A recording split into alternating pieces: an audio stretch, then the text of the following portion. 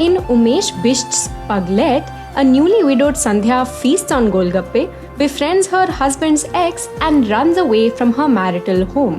While society imposes its expectations on her grieving process, she ends up going on a journey of self-discovery.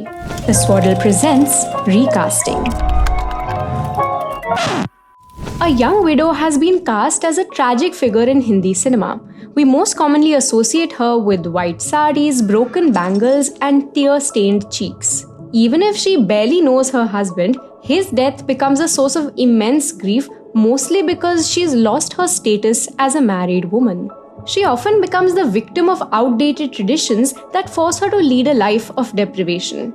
Even if her late husband's family is supportive, her position in their household is always precarious. The lack of a husband or child reduces her social worth, making her financially and emotionally dependent on her husband's relatives and more prone to exploitation. When she's the romantic lead, it's her widowhood that stands as an obstacle between her and the hero's love. And when she's a villain, it's her lack of power as a widow that's behind her scheming to gain some influence in the household.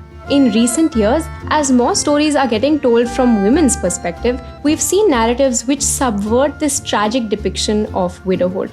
And it's at a time like this that Sandhya from Pagglait enters the picture to challenge the very idea of society imposing grief on a young widow.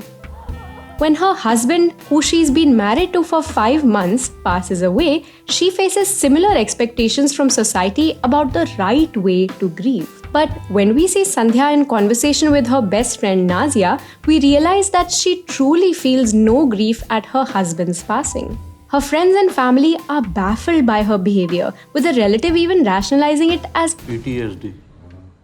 But when we see things from Sandhya's perspective, we understand why it's hard for her to grieve for someone she barely knew, with whom she had a 5-month-long arranged marriage. Sandhya faces a mismatch between how she's expected to grieve versus how she actually feels. That becomes the starting point of the film, which challenges the very premise of the grieving widow trope by questioning whether every young woman would necessarily feel the kind of grief that society expects of her. Through the course of the film, Sandhya navigates the same rituals and social obligations that on-screen widows have done many times before. Only instead, she questions them. Ganga मैया कैसे पाप माफ कर सकती है? गंगा मैया से शादी हुई थी उसकी? In an attempt to know the man she's supposed to be mourning better, she ends up befriending his ex. Through this relationship, she finds a way to process this loss, but more importantly, she sees the possibility of following a dream she had never ended up fighting for. The extreme mourning rituals make her realize how her life has been guided by social impositions all along. She realizes that her husband's death doesn't make her sad because the idea of a settled married life with him never made her happy in the first place.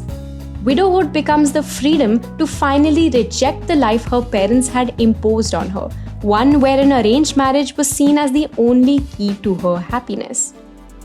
And just like that, the death of her husband leads this young widow to choose a new life for herself, one where her value doesn't stem from a relationship to a man, but is based on what she chooses to make of herself.